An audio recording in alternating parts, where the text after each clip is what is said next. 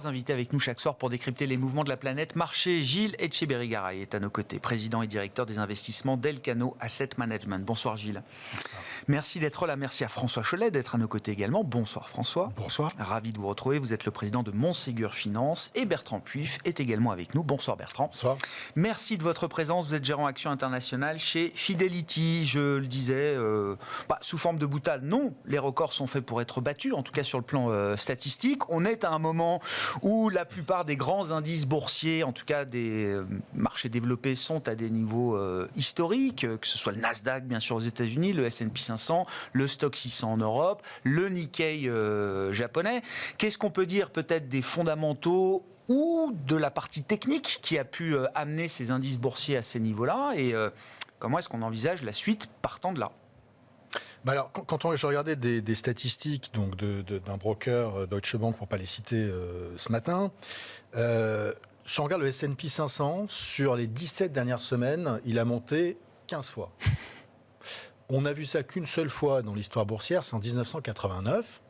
Et juste après, mais vraiment dans les jours qui ont suivi, l'indice S&P 500 a décroché de 11%, ce qui est un peu normal, il y a un peu un effet respiration.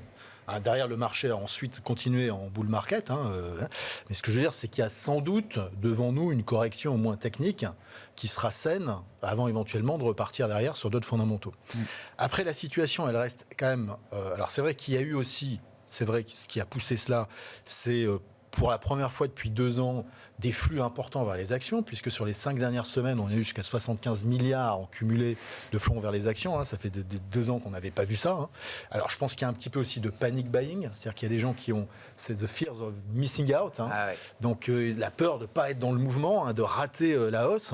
Des gens qui n'étaient pas là en début d'année et qui se mettent aujourd'hui à se dire, on panique, on rachète, même si on a perdu on n'a pas pu capter la première phase de hausse. Donc, tout ça, ça a un effet un peu d'enchaînement. Plus on a aussi des gens qui sortent de la gestion active pour aller vers la gestion passive. Et donc ça aussi, c'est un mouvement un petit peu d'accélérateur, en particulier sur les gros poids des indices, puisque la gestion, malheureusement, active ne peut pas pondérer de la même manière des Nvidia ou des valeurs comme celle-là, ce n'est pas possible. Ouais. Donc c'est vrai qu'il y a cet effet un petit peu, des effets techniques, mais qui semblent, de notre point de vue, un peu être à bout de souffle. Alors après, évidemment, la situation est très différente d'un marché à l'autre.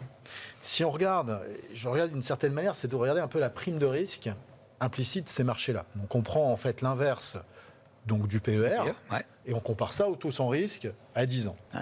Si on regarde sur le S&P, on est à 0 aujourd'hui. À 23 fois, avec un S&P à 23 fois et des taux longs à 4,5, on est à 0 de prime de risque. Ça veut dire, en termes d'espérance de gain, il n'y a pas de prime à détenir le S&P 500 en tant qu'indice par rapport à un actif sans risque. Sachant que la moyenne historique est entre 4 et 4-5%. Donc on est quand même très très loin.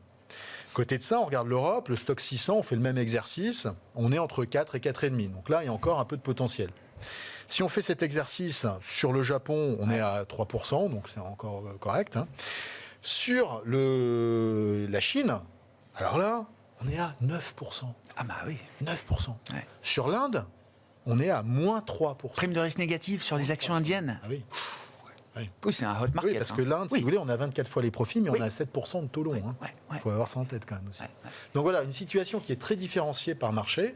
Donc je pense qu'aujourd'hui, le signal, c'est pas de sortir massivement des marchés, mais c'est vraiment de faire une sélection, en particulier géographique, et ensuite on en parlera sans doute tout à l'heure en termes de secteurs et de valeurs au sein des secteurs. Mais c'est vrai qu'aujourd'hui, acheter les indices, les yeux fermés, en particulier l'indice américain, bon, ça nous paraît être un petit peu risqué. Bon, on sort de la lettre annuelle de Warren Buffett aux actionnaires de Berkshire Hathaway. Il annonce, parmi les messages qu'il distille, un niveau de cash record chez Berkshire Hathaway, plus de 167 milliards de cash. Aujourd'hui, j'ai pas. Voilà, c'est ça. Il a toujours ce problème à déployer son cash. Alors, il a très bien acheté les boîtes de trading japonaises et ça lui a bien pris. Ça a été un contributeur très important à sa performance. Après, il reste quand même énormément de cash face à ça. Comment vous appréhendez cette situation de marché, François? Il y a toujours ce côté un peu vertige des cimes ou des sommets quand on voit autant d'indices battre des records, parfois qui datent de très longtemps. Le Nikkei, c'était 34 ans en arrière, etc. Et en même temps, encore une fois, je le rappelle, statistiquement, on a plus de chances qu'après des records, les gains soient encore positifs pour les mois qui suivent. Alors, je partage le constat sur les primes de risque. Après, le marché est disloqué avec, comme on le dit régulièrement, une concentration extrême Mais cette concentration extrême des performances, elle est liée aussi à une concentration extrême des profits. Ce sont ces entreprises-là Bien sûr. qui ont fait 50% de profit au quatrième trimestre, 50% de hausse de profit au quatrième trimestre, alors que le reste du S&P était plutôt en négatif ou 0 moins. Ouais. Donc elle concentre les performances, elle concentre l'indice, elle concentre les investisseurs, puisque ce sont la gestion passive aujourd'hui qui emporte la mise face aux gestions actives. Et donc on a cette triple concentration qui fait qu'on a effectivement un marché qui monte, non pas sur de l'abstrait, c'est bien des profits qui le font monter, mais d'une manière extrêmement concentrée, laissant de côté tout un tas de secteurs ou d'entreprises de taille moyenne ou petite qui, elles, sont complètement laissées de côté. Est-ce qu'à ce niveau-là d'élastique, on peut considérer qu'on a atteint un point, on va dire, le climax de la survalorisation? Force est de constater que trimestre après trimestre, le PER nous inquiète, mais le PEG, c'est-à-dire la division du PER par la croissance de l'entreprise, est plutôt rassurant. On est dans quelque chose qui est très bien valorisé, et dans le même temps, on a de bonnes raisons de l'être. Oui. Nvidia est l'exemple parfait. Alors, avant sa publication... Enfin, Nvidia n'est pas plus cher après sa publication qu'avant sa publication. Exactement. Le vrai problème, c'est que je vais mettre... Oui, laissons Nvidia de côté alors. Si je prends un Microsoft, si je prends un Apple, si je prends un Alphabet, si je prends un Meta qui a fait un parcours boursier exceptionnel, on a de très bonnes raisons de voir des flux assez récurrents sur les profits. Quand on regarde Nvidia, c'est vrai que je suis un peu plus partagé sur Nvidia. Alors, dans notre sélection, on a le droit de se tromper parfois. On s'est trompé, on a lâché Nvidia. En revanche, on ne s'est pas trompé, on n'a non plus pas investi sur Tesla, ce qui fait qu'on arrive malgré tout à s'en sortir. La raison pour laquelle on a évité Nvidia, elle est simple, c'est qu'on est sur une phase extraordinaire sur ce dossier-là, dans un secteur qui... Dans le passé, et là c'est peut-être mon absence de cheveux qui fait référence, mais on a vu la difficulté dans les fabricants de semis d'arriver à maintenir durablement des barrières à l'entrée sur des vagues de disruption technologique. On l'a vu chez Intel, on l'a vu chez AMD à une époque, on l'a vu chez ST Micro à de très nombreuses reprises où le temps des investissements est très coûteux en capital et le temps de retour sur ces investissements n'est pas toujours très long. Et donc mon inquiétude sur Nvidia, c'est simplement qu'aujourd'hui, on a tous les voyants qui sont ouverts, mais on a aussi une concurrence qui fourbit ses armes et d'autres générations qui arrivent qui vont être a priori capables. Voilà. Donc je suis très confiant sur du ASML ou MSCI dans les semis européens qui fournissent les machines pour l'ensemble des fonds. Quel que soit le gagnant. Quel que soit le gagnant, autant j'ai un peu plus de réticence à aller sur des Nvidia, sur ces niveaux-là, même si c'est une boîte qui a le Goldilocks que vous citez régulièrement, c'est-à-dire tous les panneaux ouverts, à l'exception de la valorisation qui est quand même très élevée. Et encore une fois, moi, mon inquiétude, c'est simplement sur le fait qu'il faudra beaucoup de temps pour que cette valorisation soit justifiée et que je ne suis pas certain que ce temps... Dans l'intervalle soit un temps qui soit laissé à cette entreprise pour agir comme elle agit. La concurrence quasiment en monopole, se met en ordre de marche. Mais là aussi, il y a une question, en combien de temps la concurrence peut-elle rattraper les capacités et les performances des GPU Il y a un deuxième argument, en masse, j'entends. C'est la concentration des carnets de commandes. C'est-à-dire qu'il ne faut pas se tromper, Nvidia a comme client des gens comme Meta, comme Microsoft, etc., qui ont déployé... Ils ont déployé des carnets de commandes stratosphériques. C'est plus le gamer du coin de la rue qui achète la carte graphique Nvidia depuis déjà 15 ans. Le pouvoir de négociation de cette c'est plus la même histoire, c'est sûr. Que celui d'un particulier. Une nouvelle typologie de clientèle, effectivement, là aussi, pour Nvidia aujourd'hui. Gilles, vos commentaires sur cette situation de marché. Et encore une fois, alors, le risque de concentration, est-ce que c'est un problème aujourd'hui qui peut entraver la bonne marche des marchés tel qu'on l'observe et le risque principal, est-ce que c'est encore un risque à la hausse devant nous pour les actifs risqués? Deux choses. Le risque de concentration, oui, il est de plus en plus important, puisque je crois que là, il y a 10% du marché américain représente 75% de la capitalisation pour la première fois depuis 1929. Donc on a une concentration, mais même juste en dessous, on parle de Berkshire, on parle des choses comme ça. C'est un premier Berkshire, point. bientôt 1 trillion de market cap aussi. C'est partie des valeurs quand même qui gagnent énorme. Et ça, c'est l'effet, je pense, gestion passive qui fait que quand on est gagnant et quand il n'y a pas de problème, on est plus gagnant. Donc, après, si on parle des 7 magnifiques ou 7 mercenaires ou 7 samouraïs, ce qu'on veut, on commence à avoir une bifurcation très nette. Ah oui. Il y en a 4, les 4 les plus liés à l'AI montent et montent fort. sur les résultats. Apple, Tesla et Google, juste aujourd'hui, de justesse, est positif depuis le début de l'année. Il y en a quand même deux valeurs, dont une à 2 trillions de dollars, qui sont en train de lâcher le wagon. C'est comme dans le peloton. Dans la montée, là, il y en a 4 qui partent devant et 3 qui sont plus ou moins en souffrance, dont 2 très liés à la Chine, que sont Apple et Tesla. Voilà, donc on voit quand même une concentration, mais en plus une concentration qui a tendance encore à augmenter, puisqu'aujourd'hui c'est 4 valeurs avec le Graal d'AGI de General Intelligence, qui me paraît, c'est plus la diffusion. L'intelligence artificielle générative, voilà. C'est ça. Et qui aujourd'hui, les 4, Amazon un peu moins, parce qu'Amazon c'est parce qu'ils ont vraiment des data centers, mais les 3 autres sont dans le génératif. Ils parlent du génératif, quelque chose qui, comme la conduite autonome, me paraît, on l'a annoncé pour maintenant, mais qui sans cesse va être repoussé. Donc il y a quand même un risque à un moment où on s'aperçoive que... les outils, ne serait-ce que les robots conversationnels et les modèles de langage large qui nourrissent aussi ces robots conversationnels, ils existent aujourd'hui. ChatGPT, Bard, la traduction Claude, c'est pas des inventions. C'est pas des inventions. C'est des inventions, mais qui ça reste de l'AI. fonctionnent. Ça reste de l'AI, c'est-à-dire ça reste de la régression sur base large, comme le langage, des choses comme ça. Le rêve, entre guillemets, qui est vendu aujourd'hui, c'est l'AGI. C'est donc la machine qui remplace l'homme. Ce qui n'est pas le cas aujourd'hui, ça n'est qu'une régression, et je pense qu'effectivement, par exemple, la traduction, typiquement, c'est quelque chose qui est tout à fait à l'AI, puisque c'est des règles extrêmement complexes qu'on peut apprendre sur des masses très importantes. Et donc, effectivement, le job de traducteur paraît un job qui est comme assez menacé pour les années qui viennent. Mais c'est de la traduction. On reste dans, je prends quelque chose qui est créé, je traduis dans d'autres langues. Voilà. Là, on est dans l'AI de base, et c'est une AI qui est de plus en plus concertée, mais c'est pas ce qui est vendu. Ce qui est vendu, c'est l'AGI, c'est donc la possibilité de remplacer l'homme sur un certain nombre de choses. Et ça, c'est comme la conduite autonome, ça me paraît quelque chose qui... Il y a des horizons, vous dites. Des horizons plus lointains que ce qu'on prévoit maintenant. Mais bon, on verra, le futur dira. Donc ça, je dirais que ça, c'est le premier point, donc avec une concentration de plus en plus importante. Et je dirais que quelque part, on voit la réaction la semaine dernière, où on a eu un rebond de 12%, mais avec une baisse de 11% avant. Je veux dire, on voit que quand même, donc certains lâchent, pour Nvidia, certains lâchent, les autres stagnent. On sent que maintenant, il va falloir un peu plus pour lancer la machine. Déception, Palo Alto a dû baisser de 20-25% sur sa publication la veille ou l'avant-veille de Nvidia, etc. Voilà, et on voit même sur d'autres processeurs, sur d'autres trucs, services. Donc, je dirais qu'aujourd'hui, on a quelque part deux scénarios, un scénario, je dirais, tout central, qui est de maintien et que le reste rattrape. Tout ce qui a été un peu, parce qu'on est dans une vision optimiste et malgré tout, mais qui pose le problème aux banques centrales qui ne peuvent pas baisser quand les marchés sont au plus haut. Et de l'autre côté, on a un accident sur une de ces 4 valeurs. Après, on a des choses dans tout ce qui est volatilité, produits structurés, tout ça, qui sont quand même un peu compliqués. On peut avoir un choc externe sur le système qui soit plus compliqué, mais ça, c'est par nature. Et l'idée, moi, qui m'intéresse, l'idée que ça puisse se diffuser, qu'au sein du groupe des 7, il n'y en ait plus que 3-4 qui tiennent et que d'autres décrochent, c'est une chose, mais au-delà du groupe des 7, est-ce qu'il y a quand même l'idée que la hausse du marché puisse être accompagnée par plus de secteurs, plus d'entreprises, etc. Oui. Il n'y a pas que Nvidia qui monte dans le marché. Non, mais c'est ça. Je pense qu'aujourd'hui, c'est la transition en l'absence de choc externe, parce qu'aujourd'hui, on a quoi ? On a une croissance nominale qui est très élevée. Des banques centrales, mais quelque chose qui est quand même sous-jacent, assez fragile, parce qu'il y a les taux d'intérêt, il y a plein de choses. Aujourd'hui, c'est quelque chose qui va plus vite. Et cette vitesse est en train de se diffuser.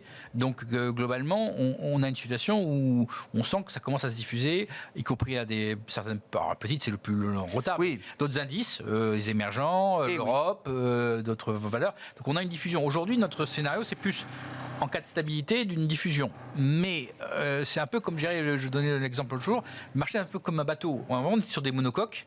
Là, on est passé sur des foilers ou des choses comme ça. Donc, on va beaucoup plus vite. Mais c'est plus instable. On peut se retourner. On a plus de risque de se retourner. Voilà. Parce que il y a la gestion centrale, les options. On a quand même doublement des volumes optionnels en l'espace d'un an. C'est des choses qu'on n'a jamais vu ce que ça donne derrière quand ça tourne mal. Oui, il y a un fonctionnement de marché aujourd'hui qui est assez particulier. Qu'on n'a jamais vu. Je reprends vos primes de risque tout à l'heure, Bertrand. Et est-ce qu'il y a l'idée quand même qu'on peut attendre une rotation sectorielle, un élargissement de ce rallye au-delà de Nvidia ? Ce qui était intéressant la semaine dernière, c'est que tout le monde était focalisé sur Nvidia, qui a fait son moins 11 plus 12, voilà. Mais au final, le S&P 500 sur l'ensemble de la semaine fait 1+, l'Eurostoxx doit faire 2, et le MSCI Emerging fait 3% la semaine dernière. Il y a presque, sur une semaine en tout cas, une nouvelle hiérarchie qu'on a pu observer. Oui, alors après, la question, c'est est-ce qu'on peut considérer qu'il y a des indices au niveau mondial ou des secteurs au niveau américain ou des valeurs au niveau américain qui peuvent monter ou ne pas baisser si les indices baissent? C'est ça un peu, parce que le problème, c'est qu'aujourd'hui, il y a quand même une surpondération dans les gestions au niveau mondial des États-Unis, des marchés actions américains, des valeurs américaines. Et donc, c'est vrai qu'une sortie un peu anarchique parce que les indices baissent, parce qu'une des grandes valeurs, simplement, ou deux, a craqué. Ouais. C'est ça un petit peu la question qu'on a aujourd'hui. Ouais. Clairement, et ça a été dit effectivement très justement, on a une très forte dichotomie, en particulier aux États-Unis, mais également en Europe, entre des valeurs qui sont vraiment, vraiment pas chères. Alors aux US, c'est une partie très importante en termes de nombre de valeurs. Hein. En Europe, un peu moins, mais enfin, ça reste quand même le cas. Ces valeurs-là restent très intéressantes. Même dans une perspective historique, n'ont peut-être jamais été aussi intéressantes. On parle peut-être des petites et moyennes valeurs. Hein. Petites et moyennes valeurs aux États-Unis ou en Europe, on est sur des ratios historiquement bas.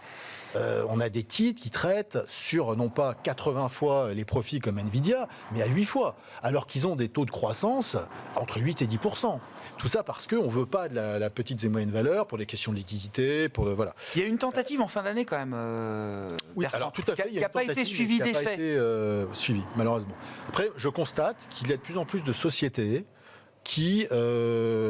d'actionnaires majoritaires de sociétés qui cherchent à sortir leur société de la bourse. On a eu l'exemple un peu de Chargeur en France qui a lancé une offre comme ça, mais on a la multiplication d'offres comme ça, notamment aux États-Unis, où des actionnaires familiaux s'allient à des fonds de private equity pour faire des offres pour essayer de sortir ou pour racheter une partie du capital en réduisant la partie qui free float, donc qui reste le flottant. Flottant, tout à fait. Ça, c'est acté qu'il y a un dysfonctionnement structurel dans la capacité de la bourse à reconnaître la valeur de certaines entreprises. Il y a beaucoup de chefs d'entreprise, de petites et moyennes valeurs à qui on parle. On en parle beaucoup puisqu'on est par construction chez Fidelity surpondéré sur ce segment de valeur, qui en ont assez de la bourse. Honnêtement, le temps qu'il passe à parler aux investisseurs, l'investissement financier, parce qu'il faut quand même avoir ça en tête, par rapport au retour que ça fait notamment, et c'est pas simplement l'enrichissement, c'est l'image que ça véhicule de leur société vis-à-vis des clients, mais aussi vis-à-vis de leurs propres salariés qui voient leur titre en fait être à moins quelque chose, alors qu'on a effectivement des mastodontes américains qui sont à qui ont multiplié par X leur cours de bourse. Voilà, mais ça, c'est quand on réfléchit de manière un peu prospective. Alors, le passé nous dit qu'on a déjà divisé par 2 le nombre de valeurs mondiales en, 10, 15, 20 ans. L'attrition de la cote, c'est quelque chose de structurel encore devant nous. Enfin, je caricature un peu, mais on va se retrouver un jour avec quelques centaines de méga caps encore cotés parce que c'est hyper liquide, que le marché peut être efficient pour ces valeurs-là. Et puis, toute une série de valeurs qui sont déjà moins suivies par les analystes, qui sont moins vendues, moins marketées. Sur les introductions en bourse. Oui. Parce que ça, c'est parce que c'est ça qui renouvelle. Il y a des sociétés qui sortent, qui meurent. Il faut qu'il y ait des sociétés qui rentrent en bourse. Statistiques sur les introductions en bourse. Regardez ce qu'a fait Pascal Quiry, qui est un des personnes qui gèrent le Vernimen, qui est cette institution financière, ce livre que tous les financiers ont lu. Et donc qui regardait un peu sur le long terme, sur la place de Paris, qui analysait les introductions en bourse depuis une quinzaine d'années. Depuis 15 ans, vous avez 77% des sociétés introduites en bourse qui ont un cours de bourse inférieur à leur cours d'introduction. Et c'est pas Believe qui va nous faire dire le contraire avec cette offre. À peine 3 ans après, ils sortent déjà. Ils sont déjà prêts en tout cas. En dessous de l'offre. Donc c'est vrai que ça donne pas envie. Si vous voulez, Donc, et ce renouvellement de la cote, il se fait pas de manière saine. C'est pas les bonnes sociétés qui rentrent et pas pour les bonnes raisons. Parce qu'elles rentrent pas pour lever des capitaux, pour se développer ou pour faire des acquisitions. Elles rentrent parce que des fonds de private equity veulent monétiser leur investissement et nous le refiler. Alors qu'ils ont bien essoré la société, en termes de coûts, vous ne pouvez plus rien faire. Ils ont même mis très souvent à mal, malheureusement, la croissance et le futur de la société parce qu'ils ont coupé dans les investissements. Tout ça pour se focaliser sur la génération de cash flow et rembourser les dettes. On connaît le modèle. Donc c'est vrai que tout ça, depuis une dizaine d'années, c'est l'essentiel des introductions en bourse qu'on a qui viennent du private equity. C'est une qualité, les sociétés arrivent, alors c'est pas la qualité des sociétés qui est en cause, mais c'est les niveaux de valorisation qui sont complètement délirants par rapport à un potentiel qui est très faible, puisqu'il n'y a pas eu d'investissement pendant plusieurs années, on va le payer, et on ne peut pas non plus baisser les coûts. Donc ça, honnêtement, ça donne une image de l'entrée en bourse qui est quand même très particulière. Donc moi, si j'étais chef d'entreprise... Un univers à 2 vitesses. Voilà, j'ai le choix entre m'introduire ou pas m'introduire, je vais y penser à 2 fois. De plus en plus disent que c'est une option parmi d'autres et que c'est tant que je peux me financer dans le privé, c'est-à-dire hors des marchés cotés, je continue de me financer dans le privé la plupart du temps. C'est un vrai bon sujet structurel, C'est un excellent sujet. l'attrition de la cote, la destruction des actions, etc. J'ajouterais quand même que effectivement il y a beaucoup de sorties de la cote. On en a sur notre fonds de small cap quasiment tous les mois. On a une société qui est sortie du marché. Et vous dites quoi? Tant mieux, parce qu'il y a des primes, que non mais c'est bon pour la perf. C'est bon pour la perf immédiatement. Sur le fond, ça fait craindre effectivement un sujet d'attrition totale de ce marché-là. Alors nous, on est complètement européen. La France, c'est à peine 15% de l'investissement sur ce fonds, donc on a encore un univers assez large. Mais ce qui est intéressant, c'est qu'on a aussi un autre aspect, c'est que les écarts de valo entre ce qui est coté et ce qui ne l'est pas rendent impossible l'introduction. C'est-à-dire que quand vous êtes à vous passer le mistigris dans du non-coté d'un fonds à un autre, d'une échéance de fonds à risque à un autre, à un certain niveau de valorisation que vous maintenez plus ou moins artificiellement, y compris dans les phases de hausse de taux, ça va peut-être changer un peu. Ça peut changer un peu. Mais ce que je veux dire, c'est que financement différent, peut-être qu'il y a quand même un moment de rendez-vous pour le private equity. La valorisation, elle est sur le non-coté et pas sur le côté. Et donc, le vrai sujet, c'est que le débouché naturel pour une société qui est non-cotée n'est plus le marché financier, parce que si on l'amène sur le marché financier à un niveau de valorisation convenable pour le fonds de private equity, elle a peu de perspectives de gagner de l'argent dans les 3 années qui suivent, ce que les statistiques prouvent. Peut-être que la prime d'illiquidité qu'on a vu s'installer ces dernières années n'est pas non plus pérenne, ad vitam aeternam, ou en tout cas à ces niveaux-là. Moi, j'ai tendance à l'espérer. J'aimais bien l'animation qui consistait à voir arriver, à l'issue de phases de croissance de nouvelles entreprises sur le marché, parce que ça a amené des investisseurs, ça a amené aussi une reconnaissance pour ces entreprises. Un chef d'entreprise, une des raisons pour lesquelles il va donner cette transparence sur ses comptes, sur le marché, etc., c'est pour rassurer aussi ses clients, pour rassurer ses banquiers, trouver des moyens de financement et de renommer pour sa boîte à l'international. Et donc ça avait beaucoup de sens d'amener, y compris des PME. Je me souviens, quand j'ai commencé dans ce métier, de la famille Tenberger, qui faisait le tour des PME de France pour amener tout le monde à la cotation. C'était peut-être un peu exagéré. Il n'empêche que s'il n'avait pas fait ce travail-là, il n'y a pas grand monde qui l'a fait depuis.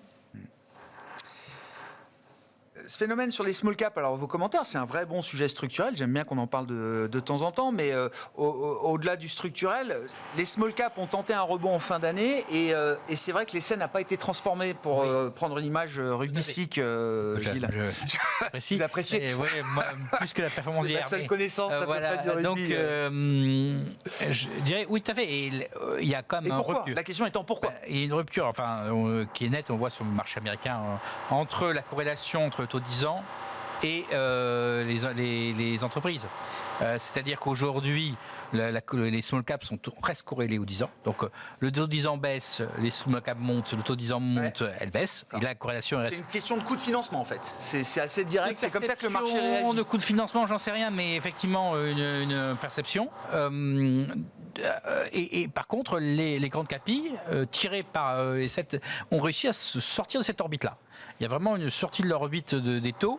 Et quelque part, la question aujourd'hui, c'est ça, c'est ce que revenir. C'est si on stabilise ou baisse légèrement sur cette partie-là, on peut tracter le reste parce qu'il y a l'optimisme, parce que la peur, parce que les 50 bips, ok, c'est fait, mais c'est pas non plus extraordinaire. Et donc là, on peut avoir une diffusion un peu plus large.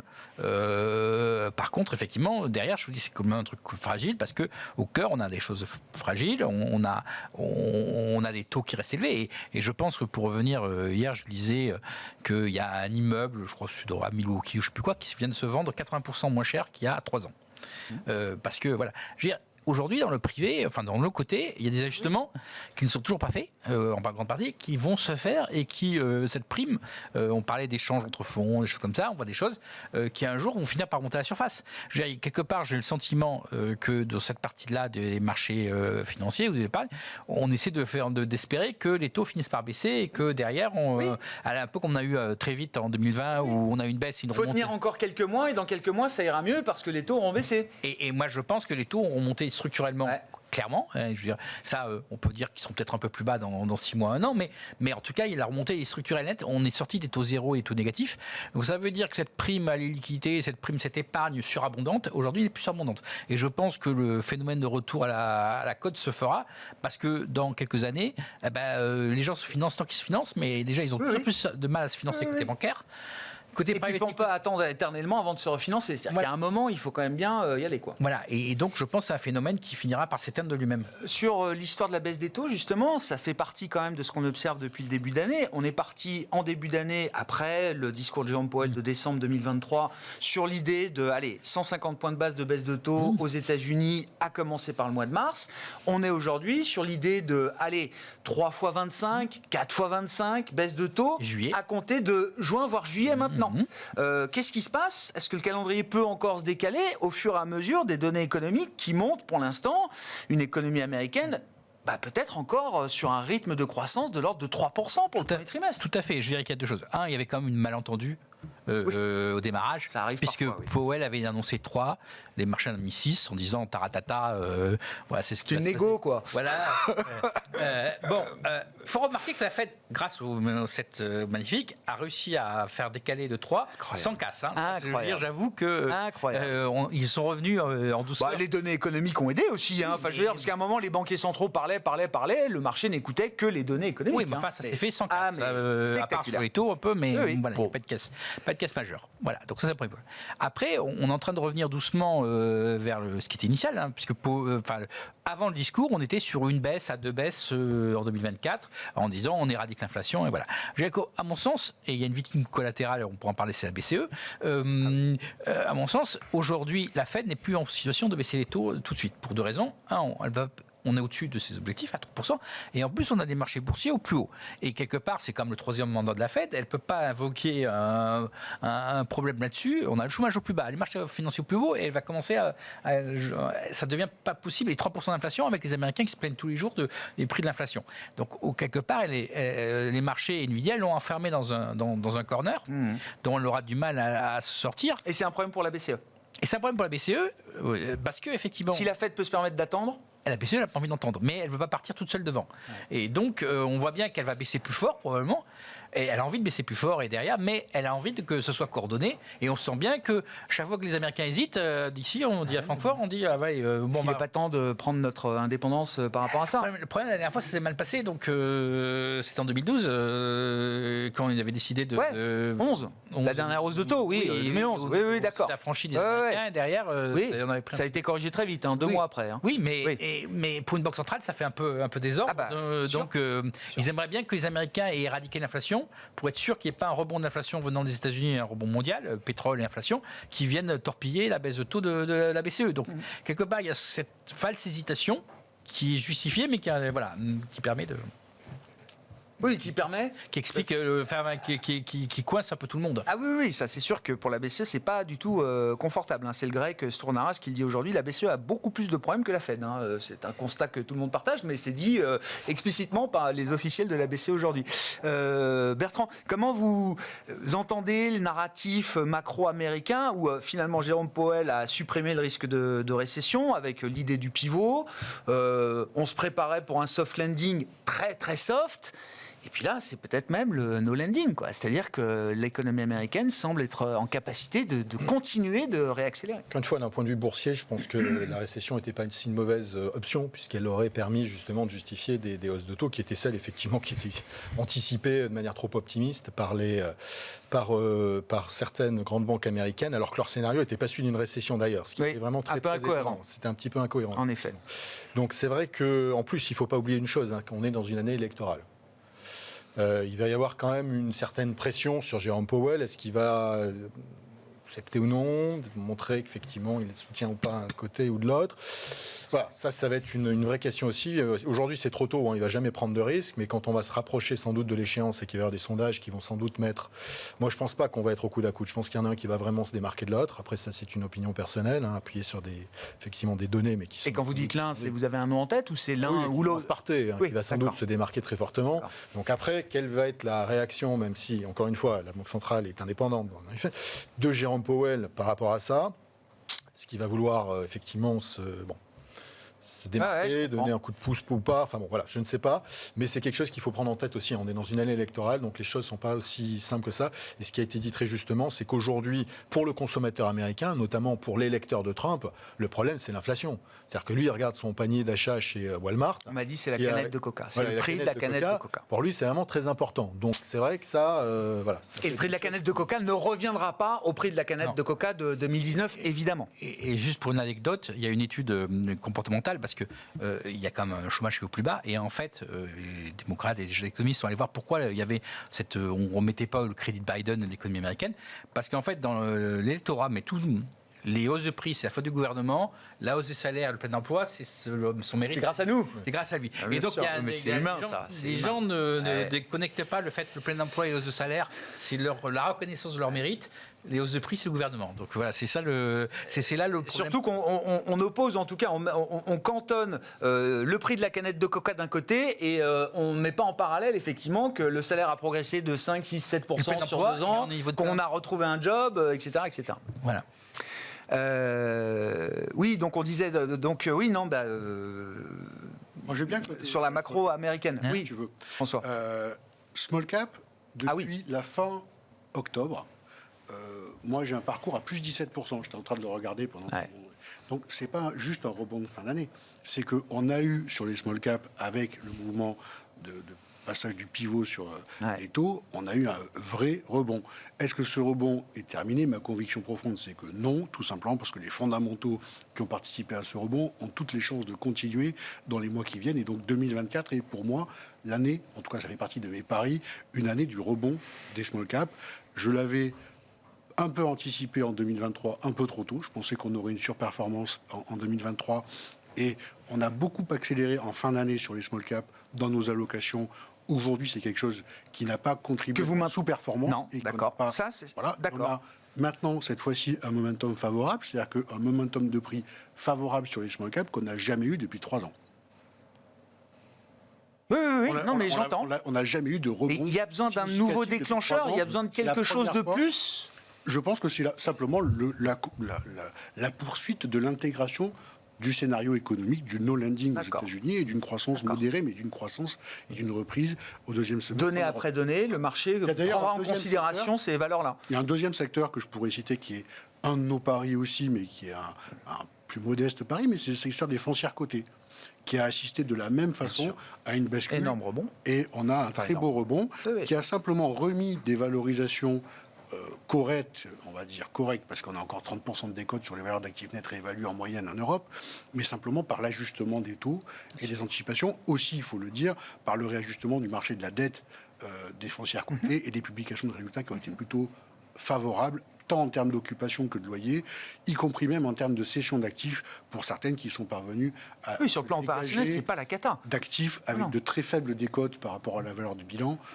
Donc pas de mauvaise surprise et c'était plutôt rassurant. Donc c'est un deuxième pari, et puisque je suis sur les paris, le troisième pour nous c'est la Chine, un petit pari sur Ah. la Chine qu'on a entamé il y a maintenant 1 mois et demi, et il s'avère que on l'a fait à quelques jours de l'arrivée du gouvernement dans des mesures un peu extraordinaires pour essayer de soutenir ce marché. Pour l'instant c'est quelque chose qui tient, c'est-à-dire qu'on a eu plus tard T'as mis un niveau plancher. d'inquiétude, mais on a le sentiment qu'il y a un plancher qui a été mis, et pour l'instant D'accord. on est dans des Et comment on joue des la gains Chine, favorables sur François, la Chine. quand on est à Alors, Paris? pour le coup, Ouais. soit on utilise des très bons fonds gérés par nos Ouais, amis, d'accord. qui sont des gérants d'actifs Des fonds globaux, spécialistes, ouais. soit des ETF quand on Ouais. veut satisfaire à la mode du fait de ne pas payer cher ce genre d'investissement. Je pense quand même qu'il y a du bêta à trouver, il y a de l'alpha pardon à trouver sur ces valeurs-là, et donc des inefficients de marché qu'on peut aller chercher des gérants qualifiés pour attaquer la Chine. Et puis il y a un autre élément que je voulais dire quand on parle de concentration des performances. On le dit énormément et c'est justifié. On l'a dit, souvenez-vous, de la même façon l'année dernière en France avec le secteur du luxe. Du luxe, l'éco, bien Regardez sûr. ce qui s'est passé sur le luxe. Oui, bien sûr. On a vu des titres mastodontes du CAC Ouais. corrigés très significativement, plus de 25%, Bien sûr. c'est très significatif, sans que cela mette en péril le mouvement et la dynamique du marché action français. C'est vrai. Et donc ça veut dire que ce que vous signalez sur les États-Unis, avec déjà dans les 7 quelques-uns qui commencent à se réajuster en termes de valorisation, je ne pense pas du tout que ce soit de nature à faire retourner le marché dans son ensemble. Et ce d'autant que dans le même indice, vous allez avoir des dossiers qui sont très faiblement valorisés. Vous prenez je prends du cas français, mais vous prenez en France des Total qui se payent 6-7 fois les résultats, des BNP qui, malgré 10 milliards et quelques de profits, continuent à se payer 6 fois les résultats, malgré des distributions de dividendes et des rachats d'actions extrêmement élevés, quasiment 10%, et un engagement pour les années à venir. Donc vous avez quand même à l'intérieur de cet indice, même si vous avez de la concentration, vous avez quand même la capacité de trouver des relais pour que les marchés continuent leur chemin haussier. Bertrand, sur les small caps, vous aviez peut-être un commentaire. Oui, et sur puis, les small caps, par c'est vrai, la Chine je aussi. rejoins le fait que la performance est loin d'être épuisée. Quand on regarde historiquement les différents cycles, je me réfère notamment à 2008-2009. On a eu dans un premier temps un effondrement de la durant relative, donc des petites et moyennes valeurs, suivi d'un rebond très violent. Et c'est vrai qu'aujourd'hui, les 2 dernières années qu'on a eues, on va dire jusqu'à fin 2023, les 2 années d'avant, donc 2021-2023, on a eu un effondrement en relatif de la performance des small mid cap. Donc le rebond qu'on a connu n'efface qu'une partie de cela. Et donc historiquement, compte tenu de l'entonnoir à liquidité sur ces valeurs-là, on a des rebonds plus forts.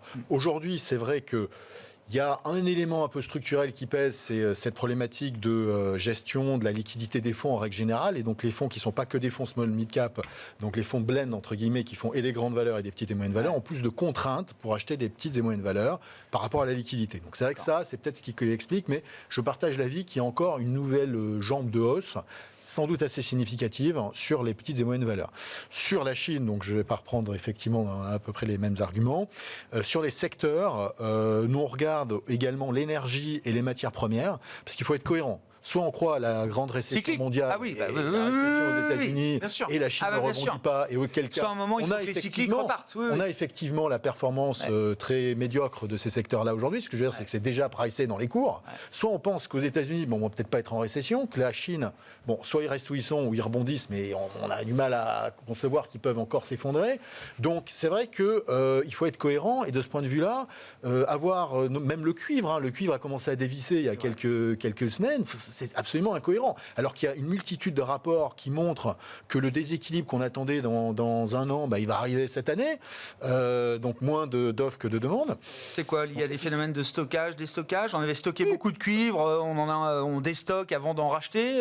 Et puis alors c'est très compliqué aujourd'hui d'augmenter les capacités de production dans des matières premières pour les questions ESG partout, avoir les permis.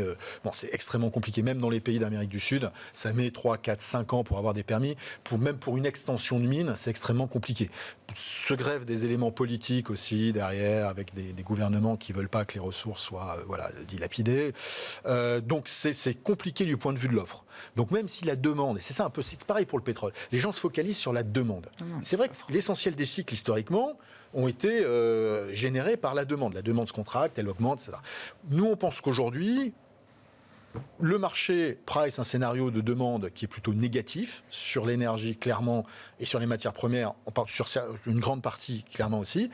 Alors que, on pense qu'il y a aujourd'hui il faut plutôt regarder donc l'offre, et cette offre-là, elle est soit contrôlée comme dans le marché pétrolier, soit pour des questions encore plus structurelles, elle est limitée sur beaucoup de matières premières. Je rappelle, l'équilibre offre-demande quotidienne sur le marché du pétrole mondial, c'est à quelques millions de barils jour que ça, millions de barils, que ça se joue. Ça va générer sur 80 millions de barils consommés ou 100 millions de barils consommés chaque jour. La logique d'investissement qui vous guide à ce stade, Gilles, et puis ce qu'on était dans l'ordre des paris, alors paris ou en tout cas conviction, on va dire pour 24. Ça va être amusant parce que j'ai quand même tapé sur la Chine pendant depuis 2 ans sur la Chine. C'est le turning point là? Oui, on a acheté il y a 2 semaines. On est gagnant sur la Chine, je pense que c'est pas beaucoup de... Oui, depuis 2 semaines, oui. Voilà, non, mais on a acheté. Mais quelque part, la vision que j'ai dans la Chine, c'est la vision du Japon en 90. C'est-à-dire que dans la baisse de 75% du marché, il y a eu 3 rallyes de 30% qui se sont mis ensemble. Donc là, on a ici une position sur la Chine qui tactique, par rapport... j'entends. Plus tactique que ça, c'est difficile de trouver.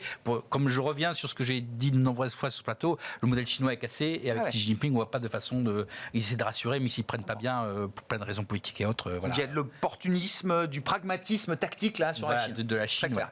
Donc aujourd'hui, la vision, c'est que je rejoins une chose, c'est que les small caps se feront mieux que les large caps, je pense, en 2024.